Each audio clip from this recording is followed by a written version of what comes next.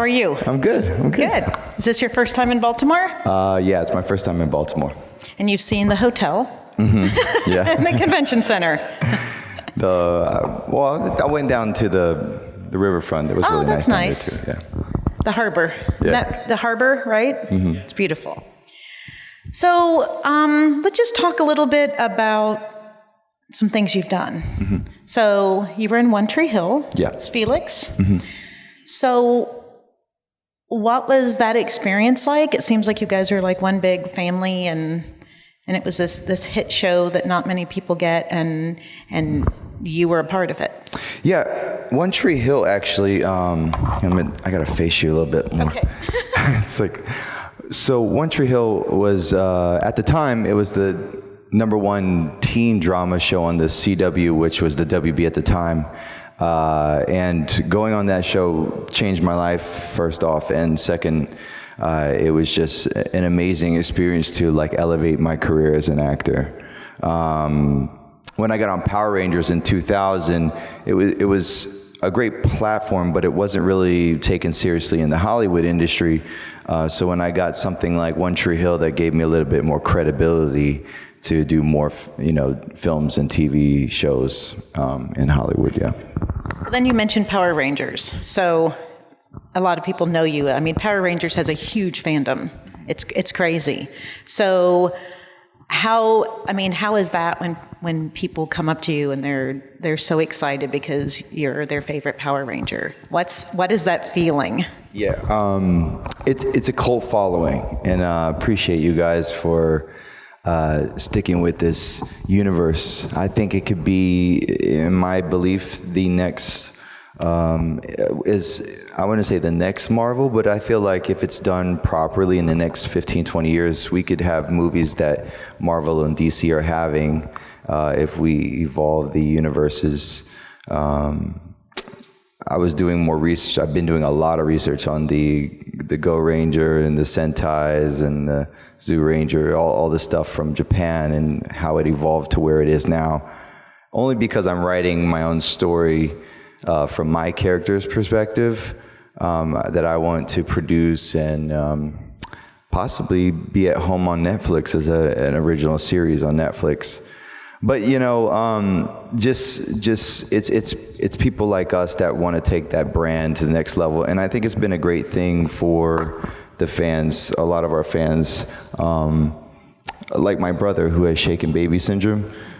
He's 19 now, but he still watches Power Rangers, and he still watches, sometimes because of his sensory situation, he'll watch Barney if he feels stressed.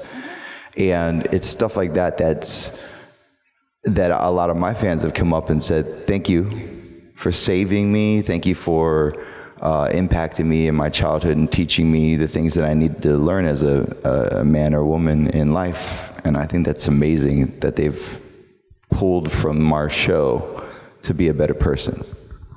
I think that's amazing. You talked about writing. You're co-creating and you're a producer on Dystopia. Mm-hmm. So tell us a little bit about that. Okay, so the first film I produced was actually I co-produced a film called Boy Band. And if you guys had seen That's So Raven, remember The Boys in Motion, I kind of had this idea to do like a movie similar to that concept. So we did the film called Boy Band, which was like a mock on boy bands or whatnot in the 80s. I kind of got my foot in the door with that. I fully produced my first film called Killer Holiday. I sold that to Lionsgate. It was it's a little, I mean, you can see it online. I mean, it's a little cheesy, kind of like I play a serial killer. It's just something to give me a new character that I've never been casted for before, and I like to stretch myself as an actor. So you went for serial killer. Yeah, okay. I went as far left as I could go. I was like, what wouldn't I be casted for? Let's do that. So producing a film, it cost me about, I spent about $320,000 to make that film in California. But knowing with my resources in Virginia, my hometown, I'm from Norfolk, Chesapeake area, I was like, I could probably make this movie for like $30,000 in Virginia, because I have access to all these restaurants and hotels and cop cars and helicopters and everything, right? So after I sold that film, I moved shop in 2012 to Virginia. And then I wrote my first script called Worth the Price, directed and produced that. I was the DP, the lighting gaffer, the editor, sound score, sound Foley, and sold it to a distribution company, and it's on Amazon Prime. Wait, is there anything you didn't do on that movie? I didn't do craft service. My dad did that, and my mom did the hair and makeup. So I did after purchasing, I don't know if you guys are familiar with cameras. I purchased the Red cameras, which they're like $30,000, $40,000 movie cameras. So I bought one of those, some sound gear, a Mark III to get like a second camera op to go with my Red, which later I found there's such a huge difference in quality. But anyways, it was a big learning curve for me. You can check out the film. It's online. It looks like I spent $500,000 on it. That's what I told the distributors. But I only sold now, so I can tell the truth. But I only spent $15,000 to make this action movie, and it was like Taken, where I play a Navy SEAL. My sister gets kidnapped. I have to get her back.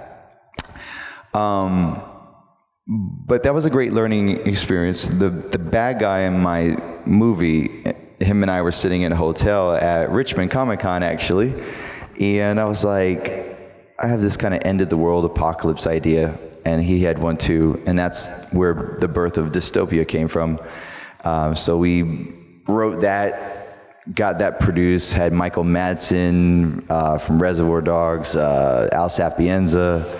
We ended up raising about $380,000, which got bumped to $520,000. So I shot 10 episodes with $520,000, which most episodes that you watch, like Ozark or any of these shows that are on TV, have a budget of that per episode. So you can imagine the stress that I went through. And if you follow me on Instagram, I did gain like 80 pounds in those years, which I had just recently lost. So I just posted a picture the other day of my progress of like 2 years ago when I was about 75 pounds heavier, and then losing that weight to get back into the industry as a full-time actor. But it was something I wanted to encounter as an artist. I wanted to learn what it was like to make a movie and not just, be casted in one. So I've developed this new respect towards the industry. It humbled me a lot, actually, because now when I walk onto a set, like currently I'm on a show called The Bay. It's won 15 Emmys. It's on Amazon Prime. And now that I'm on set, the way I speak to the director and the producers are just completely different. They come to me for advice, actually, casting help or whatever the case is. It's like people now know that I've done projects, so they're like, hey, Mike, what do you think we should do with this? So it has developed a whole new side of my career where people are taking me more serious. Well, you've literally done everything to make a movie. So, and people respect that. And you know how you know what they're going through also, so you can communicate better. I think that's brilliant. Absolutely. So, I didn't hear it. I read a rumor that you were considered for Twilight. Oh, yeah. For Jacob? Yeah. Team Jacob? Yeah, Team Jacob. Oh, the days. That's not the only one. High School Musical was just between me and Zac Efron, too. Are you serious? So many. I think that's why I needed a break too, guys, because here's the funny thing. Do you guys know Randy Wayne? He's an actor. You guys see the movie Honey Part 2 with Katarina Graham? Well, him, a couple of my other friends, Shane West. You guys know Shane West? Mm-hmm. Okay. Walk to remember. So some of the Caucasian actors I'm friends with called me when I was in Virginia. They're like, Mike, you need to get back to LA. I'm like, why? They're like, being white is not good anymore. And I don't know, it's funny, but they're getting dropped from agents. And they just said it on the behalf, they know my struggle in the past, because being ethnic is really tough in the industry. About 80% of the things you guys have seen me book originally started off as a Caucasian breakdown. Bring It On was Billy, blonde hair, blue eyes from the Hamptons of New York, which I tested against 3 other Caucasians with blonde hair, blue eyes.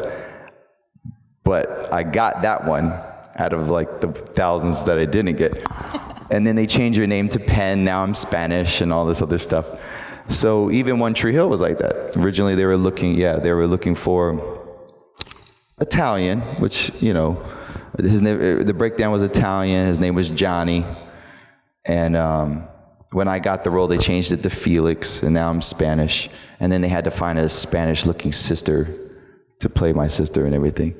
So, funny enough, like the industry's, you know, it's changed a lot to where that's why what we were originally talking about, I don't remember either.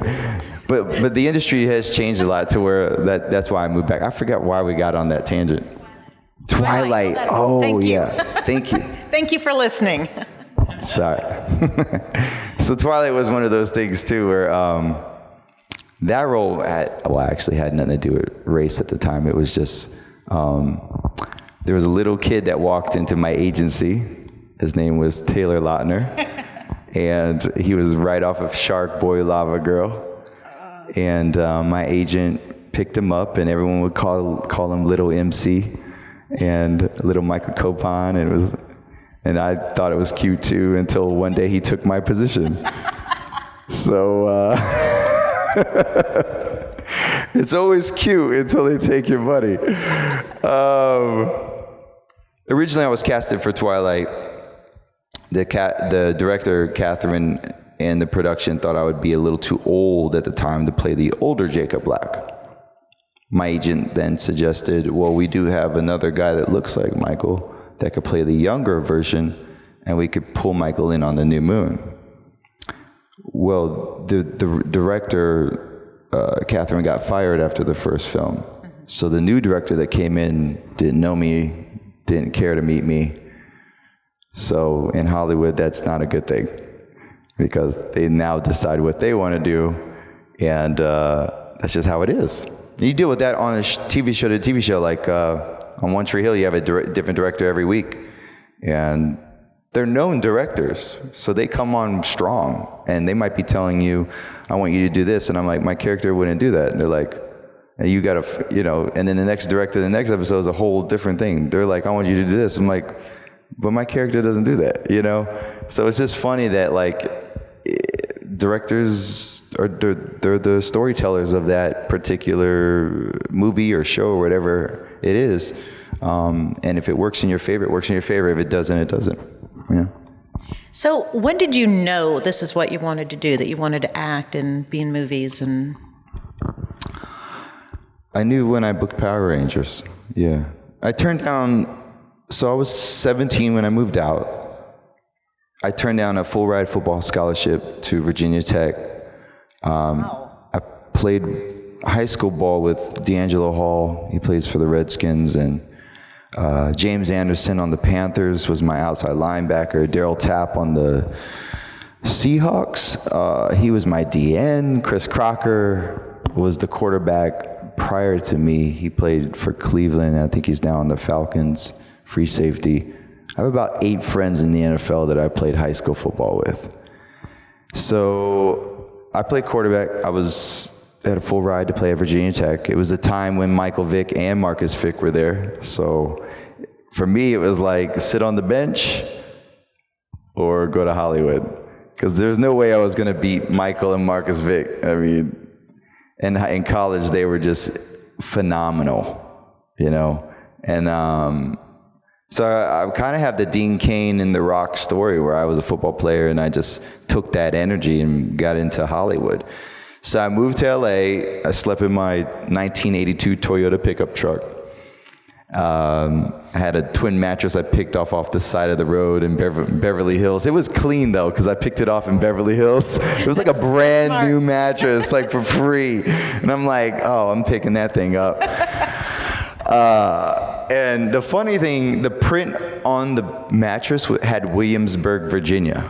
And I'm like, I'm from Chesapeake. This is like, God? You must be real. Like, this is crazy. Like, free bed for me. Picked it up, put it in the truck. I used to shower at Bally's every morning. That was my free shower, and start my day. I mean, pay like family plan. I paid like $10 a month for the membership. So that's what I did, and then I did that for about 7-8 months, and I tried to model, and I got some gigs. And my first acting audition was for Power Rangers, and I went in and beat out 10,000 people and got the role. And then when I was on set, learning how to hit my marks and say my lines, I was just looking around. I think it was just one day we were walking in the clock tower, and I remember I come in and I say my first line. I walk into that place and I go, what is this place? And I just remember looking at the whole crew and the dust that they fake dust, and I'm wearing this suit, and I'm like, wow, I want to do this forever. You know what I mean? It was just that epiphany, like, I'm never going to do anything else, and I haven't. I've never worked a regular job, thank God, since Power Rangers, and I've always worked as a model, actor, writer, editor, or whatever, anything I could do in the entertainment industry. I do photography on the side too, so anything involving the arts of filmmaking, that's all I do. So, but did you act before that? I mean, and you just decided I'm going to be an actor? I mean, I acted a lot as a kid. Well, when my mom said, "What are your grades?" I said, "All A's." No, I got caught once. I used to like rip the progress reports and throw them in the sewer before I would get home, not thinking that my mom at the end of the quarter is going to get everything anyways. But my teacher would do the weekly progress reports, and I used to hate that because then they could ground you weekly. I'd like to get grounded, you know what I'm saying? I'd like to get grounded like quarterly when you get your report card, you know what I'm saying? So, I had two families. I had my Filipino side and my mom's full white, blonde hair, blue eyes from Kentucky. You know, my grandfather's a minister from Kentucky. So I've got that side that I grew up with, and I got my Filipino side. Two cultures. Like, my dad's side, I got to take off my shoes. My auntie's like, Michael, don't forget to eat your food. You have to eat your food. You know, it's my Filipino side, real ethnic. And then I got my mom's side. It's like, my grandma's like, well, Michael, I saw you on that One Tree Hill. That was a really nice thing, you know. It's like two sides of the coin I grew up with. And, I had to be one way around my mom's side of the family. I wasn't allowed to watch, anything rated R or PG-13 until I was 13, you know what I mean? Actually, until I was like 15, And then my dad's side, he would let me watch Chucky when I was like 5, you know what I mean? I remember watching like Chucky when I was like 6 or 7 years old, and just terrified. And I get home, I'm having nightmares. My mom's like, what did you do? And then she found out I watched Chucky, and her and my dad were fighting because they're like, don't let him do that. But then my dad still would like let me do that stuff because he didn't care. So it was just, I guess I wasn't an actor, but I acted like two different people at two different households. Yeah. And I was always a jokester. I would always take the camera and videotape the family. Like, all right, today we're here for my sister's birthday. Hi, Nicole. I was that kid. So when I went to LA, it was just so natural for me to just jump in the industry and start acting.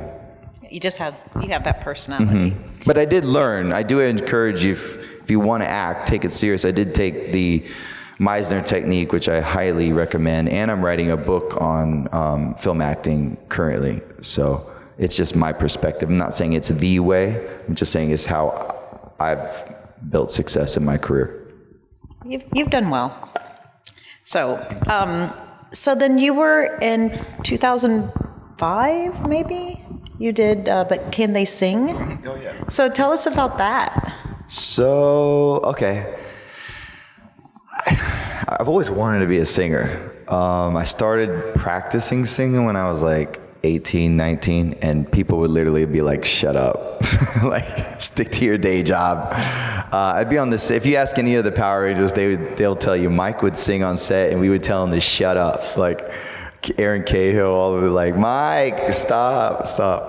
So five years after Power Rangers, after booking One Tree Hill, I get asked to be on this show called But Can They Sing, which was like Dancing with the Stars, but singing. So it was like Bai Ling and Morgan Fairchild, Joe Pantoliano from Sopranos. So I go on the show, and the first time, I've never even sang in a karaoke bar. I'm telling you, like, the first time I ever sang in public was on this show. And I come out singing my theme song to One Tree Hill, I Don't Want to Be. And then that was it. I was like, I love this too. I won the singing show. And after that... I kind of want to smack him. It's just like, I decided to do this and it just worked out, you know. I would work hard. Like, music, singing is a muscle. Like, I can say when I was 18, I sucked. When I was 22, when I did But Can They Sing, 23, I was a lot better. It got better, and as the years progressed, since then I've opened for Bruno Mars. I've done some other singing shows, but I don't pursue the singing thing now because from that moment till even up to me producing film, it got me off focus as an actor. I feel like if you don't stand for something, you'll fall for everything. You know, that quote, it's like, you really got to focus on like one thing. And I know how hard it is to hear that, because I hated hearing that as a young guy. I'm like, I could do it all. No, you can't. Like, you can, but you can't do something, you can't be great at something unless you focus on that. You know, now it's like, I tell people, you know, if I work out every day, you know, if I just worked out one muscle every day, that muscle will be, that's in that realm, I need to spread it out. But if I played one instrument 12 hours a day every day, I'm gonna be great at that one instrument, like incredible, like Jimi Hendrix, like on the guitar. But if I play 12 different instruments a day, I'm only gonna be half good on all the instruments. I'm never gonna make a mark. I always tell people too, it's like, it's better to catch that one big sea bass, you know, that's huge. It's like they're record breaking than to catch 5,000 small pieces of fish. Like, no one cares about that. I mean, they'll eat it, but they don't talk about you. You know, when you catch that big one, they put you in the paper, and, you know, it's so now that's kind of like, I've become more of a minimalist, even in what I own. I just went to Goodwill. They call me Santa Claus at Goodwill now, because I brought like 30 bags of clothes, shoes, everything. I just minimized my whole life. You know, I watched Minimalism on Netflix, and it inspired me to really like, what do I use on a daily basis? I even only have in my house now, only have 4 forks, 4 spoons, 4 cups, 4 bowls, because I never have more than 4 people at my house at any given time. And if I do have more than 4 people, I'll get party plates, you know? So now it's usually just no more than 4, you know? My clothes just minimized. I could fit all the clothes I own and shoes included into like one big suitcase now. And most people, but now I'll wear these LeBrons. I've been wearing them, like, I have 1 pair of tennis shoes, I have 1 dress shoe, I have 1 boot. So I have 1 of everything. And then when I'm done with this, I now give it away and buy a new pair and wear that every day. As opposed to before, I used to have like 70 pairs of shoes and I might wear one, you just got all this stuff and your stuff starts to own you. You don't own your stuff. And then, I just kind of applied that to everything I do in life now. I focus on one great film that I'm writing right now. Even when I'm at a party, like I was at the premiere of A Star Is Born with Lady Gaga, and I was with Bradley Cooper. So I'm good friends with Bradley. So the old me would have been bouncing around trying to get everyone's number, trying to network. But this time I stayed right beside Bradley Cooper. And I just focused on that relationship. And then through that, I met the head of MGM Studios. I met the head of New Line Cinema. I met so many great people. I got to talk more with Lady Gaga. And I looked at that compared to old parties I've been to in the past. I've been to big Oscar parties, Emmy parties. And I remember the old me would bounce around trying to get as many cards. And I actually have this big box of like 15,000 business cards. And I look at it and I was like, I never even called like one of them. You know what I mean? And it's like sad. You're like, wow, it was a waste of time and energy. You think you're going to call them and then you really didn't develop enough of a relationship to call them. What are you going to do? Like, hey, I met you at that party. I'm the Filipino-looking guy. We're like, so? You know what I mean? So I just encourage people to have substance and really focus on those minimal things that you really want to passionately push forward. What I take from that is I just should hang out with Bradley Cooper. Yeah, hang out with Bradley Cooper. Okay. So what is we will take questions. There's a microphone. Oh, it's up here now. So if you have questions, you can go ahead and get lined up. What is your dream role? A role that you would love? You've already done the serial killer, so. Sitting here beside Luke Cage and Shazam. I'm not Luke Cage. I'm just kidding. Everybody at this point wants to be on Marvel. Let's just face it.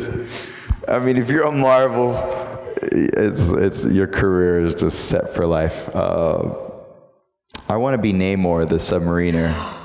You could totally do that. That's my dream role right now. That's the one character I feel like I look like. It's the character that I feel like I can play. It's the Marvel's Aquaman. I have my little shrine in my room of like, that's the role I'm going to play. I can see you as that. Thank you. I hope so. So make sure you guys blog about it online. Everybody tweet Marvel. Because there's not many roles for me, guys.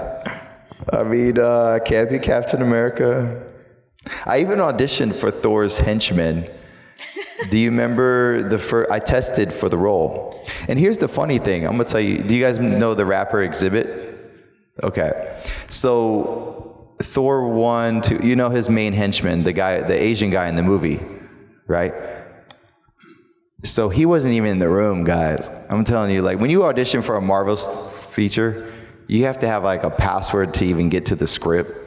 Like it's all protected and it's got your name all over it. Like the script has Michael Copon. So if I were to copy that script and put it out, I'm going to get sued.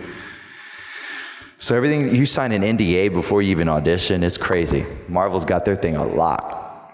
And I auditioned a bunch of guys and it came down between me and Exhibit. And I'm in the room with him and I'm like, wow, we're two different looking people. Like I just finished Scorpion King at the time. So it was kind of like, I don't know if you know the comics, but the guy is supposed to be like this Viking, dark haired Viking kind of warrior.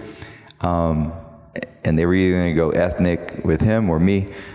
And then when the movie came out, neither of us got it.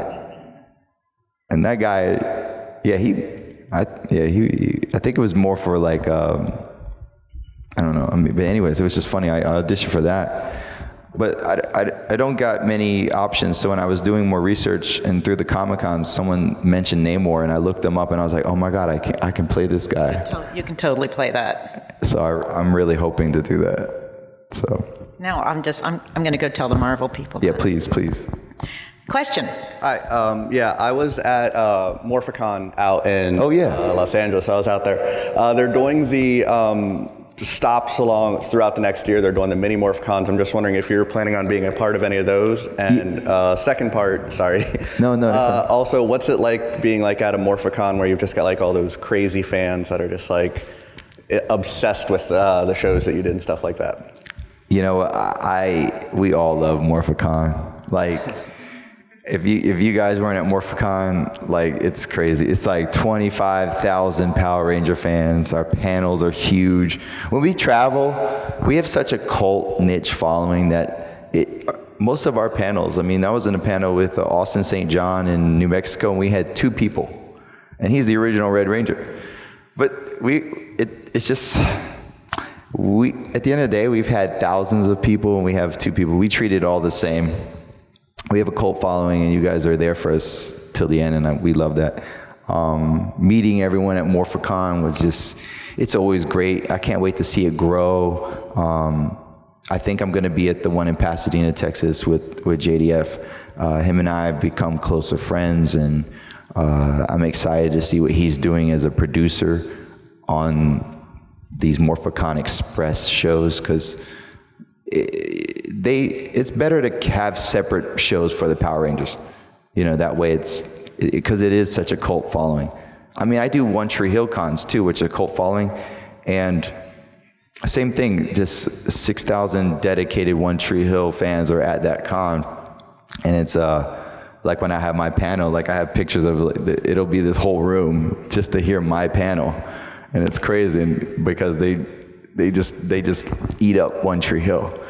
So those like niche cons are getting really popular, which I really like, because it really gives us a focus to like focus. What are we talking about here? You know, and at the Morphicons, I bring all my Power Ranger memorabilia, like my PlayStation game, my toys. You know, what I mean, I got everything just put out there. You see Blake Foster in his blue suit, and you're like, he's still trying to put that on. You know, it's funny because we all, you know, we do that. We only do that at Morphicon or Ranger Stop. I'll be at Ranger Stop in November. And so yeah, it's a little more fun. Because when I'm at these cons, I feel like I have to be like, I kind of spread out, you know, what I've done and talk about various things, not just Power Rangers, you know. Good morning to you. Good morning. I'm another Bradley. You know, Bradley. So I'm ecstatic that you brought up Namor, because I think that's a character that hasn't gotten enough love recently in the comics. I think you'd be a phenomenal fit, and considering the juggernaut that Marvel is now, they could easily pump out that movie, especially if, I'm not saying I want Aquaman to flop, far from it, but I feel like if that does not do well, Marvel could easily fill that vacuum. And one thing I found that Aquaman doesn't do the best is like balancing out of course the movie will probably go into it, the land dweller versus like the King of Atlantis persona. Mm-hmm. Do you feel like you could balance out that regal, like royal mentality? Because I know he toes the line between King of Atlantis and mutant. Do you feel like you could take a step into both worlds and be able to balance those roles? Yeah. My 18 years as an actor, I've pretty much, like I said, played superhero all the way to a serial killer to martial artist, cheerleader. I've tried every role because, quite frankly, I want to be a great actor, you know. Even I'm on this show right now, I want to win an Emmy this year on the Bay. So can I portray the character in both realms? Yeah, I think I can. I would have to do a lot more, obviously, preparation for the character, physically and emotionally, but I actually have some friends who are princes of Saudi Arabia who are of royal blood, and I've hung out with them too, so I think there's a funness I would add to the character of royal blood, because I think if I brought what I would bring to the character would be more of a kind of a fun rebel of royal that's looking for adventure. And he finds this heroic heroic path, but through that, similar to Thor in the first one. But then he matures and he embodies this maturity role of leadership and being a protector. But I also know Namor has a dark side too. So the serial killer side of me, which I tapped into. Well, if you guys watch it, I mean, I joke, but I think you'll see some sides of me that you'll be surprised. I mean, I tapped into my stepdad was very abusive growing up, and he committed suicide when I was like 12. So I grew up in a really dark family growing up. So that role was a very therapeutic role for me. So it's different. If you want to see a different side of me that you've never seen, go watch Killer Holiday.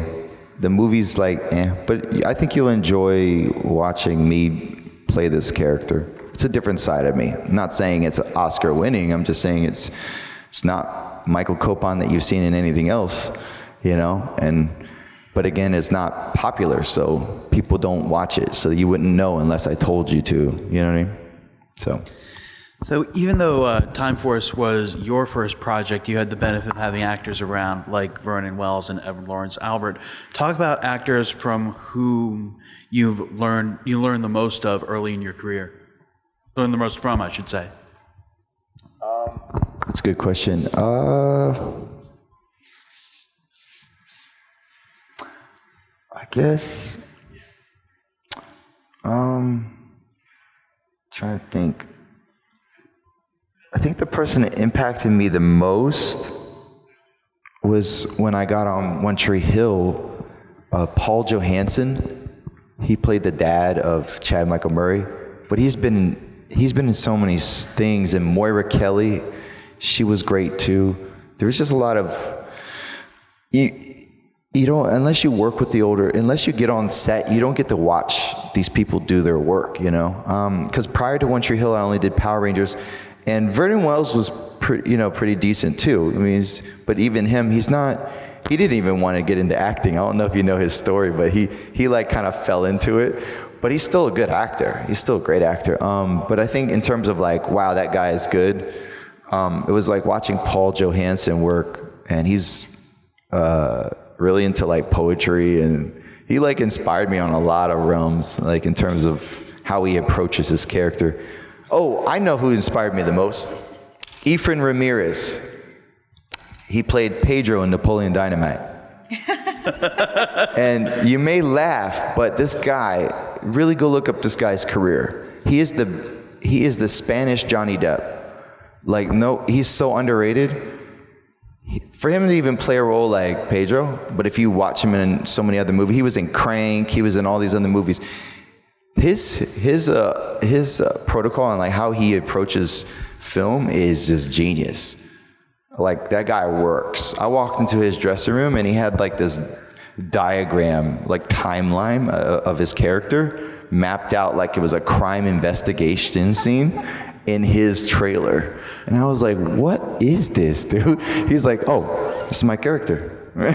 And he's just that dude that like if he likes someone, he'll give someone, we used to wear all these bracelets, and if he connected with you, he'd give you a bracelet, kind of like a gypsy, you know? And he's just so unique, man. I just love him. And he turned me on to my acting coach, teacher, Laura Henry, who James Gandolfini thanked when he won his Emmy, and Heath Ledger also thanked when he won his Oscar. So,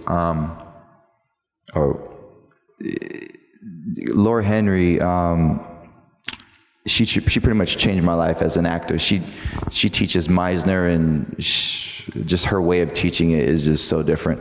And that's who he learned from. And so yeah, I would say that he's the person that inspired me the most. And I worked with him on a movie called All You've Got, which was with Sierra, the singer, and Adrienne Bailon. She was in Cheetah Girls. And I played like a Latino singer, and the movie's about volleyball. I think I did it in 2005, 2006. Thanks. So what role, if there's any role that's done it, role has affected your personality? The Killer Holiday. In what way? I mean, it made me have a temper now. Like, okay. So a role like that, you have to like. For me, I stayed in a Motel 6 on purpose with no lights, only candles for like 3 months. I'm not really a method actor, but I felt like it helped keep me in a darker zone. And when you're playing a character like that, like similar to like Heath Ledger's Joker, or I read articles that he had trouble sleeping. And that affected me too. When you're mentally thinking that evil and negatively daily, and you'll see me emotional through the film, and I'm just there, and I'm crying, and I'm crazy, and I'm like weird, and like when you're mentally there and it's real, like it affects your psyche. So like even at night, I would wake up and have nightmares, and afterwards, I developed like a quick temper with things that I didn't agree with. I've had to learn to downscale that, but because of that movie, I was having that temper ready to explode for the scene. Because like as a Meisner actor, you want to live truthfully in the moment, so you're waiting for that other actor to just do something to make you snap and like get into that scene, and where you're like, bam, like, and you're giving your full emotion into that moment. So that would kind of transcend into my real life as well. So I'd have to afterwards pull that back. Mm-hmm. Yeah. But good thing, I do suggest people to write an essay of who they are before they dive into a character, all the way down to the food you like and the things that you do daily. So that way when you're done playing a character, you kind of reread that, and then you're like, okay. Because I mean, sometimes in characters you can get a little lost because you develop habits. You know, like I was telling him, I have this habit of doing this thing with my eyebrow all the time. And it's because when I played the young version of The Rock, I was learning The Rock's mannerisms so much in his eyebrow thing that now I just do it in photo shoot. It's like a tick now. I'm in a scene that doesn't require me to do that, but I'm always like this. And the director's like, Mike, your eyebrow is doing that thing again. Just do that. And it's annoying. And there's things like that it's hard to get rid of. So, yeah. What is your favorite character you've played? Favorite character? For me, it was Scorpion King, only because it was the first time I got to lead a film. Like when you're on a movie, guys, and you're number one on the call sheet, that's really big. It means you kind of like made it. Like, you know what I mean? In Hollywood, it's like, ooh, he's number one on the call sheet, you know? It's a big deal, meaning like you drive the movie, and I'm above Randy Couture on the call sheet. So number one is usually the guy who's getting paid the most. He's the guy that, you know, he's the guy that's everyone's here for. And for me, that was my moment was Scorpion King. And, you know, I'm leading a film from A to Z. I'm portraying a character that's already been made, an actor who's pretty well known. So I have a lot of shoes to fill. We're in South Africa. You know, it's beautiful. For 6 months, I'm just riding horses through the mountains and stopping at various vineyards and trying different wine. You know, that was like my preparation, I think, for the first month. They had the main guys, we had to learn how to ride bareback. So that was a fun role for me. I got to use my influence of Power Rangers, my martial arts training, and fight choreography into the movie. So I did all my own stunts on this. I even sprained my ankle so bad doing a scene that they had to create a boot and a splint for me the rest of the movie. So half the movie I filmed with a insanely sprained ankle kind of like the Jackie Chan situation. But yeah, me jumping off the 2-story buildings into the pile of foam, I'd have to do a whole scene where I'm acting, and I'm like, that whole scene where I'm saving my brother, and I'm like, out the window, we're doing that whole scene, and then I jump out the window into this 2-story drop into this foam pit. So that's pretty cool. So, yeah, it's probably my favorite scene, my favorite character, I would say. But I would say the most memorable cast is my Power Ranger cast. We always say that. To this day, me and Jason are still friends. Me and Aaron are still friends. Debbie and Kevin as well. If you guys notice, I just went to Kevin's. He has a restaurant in LA now. Oh, it's a little Japanese Korean barbecue cuisine. It's called Jesse Boy. It's really good. We're all family, and I think it's because it was all of our first real thing.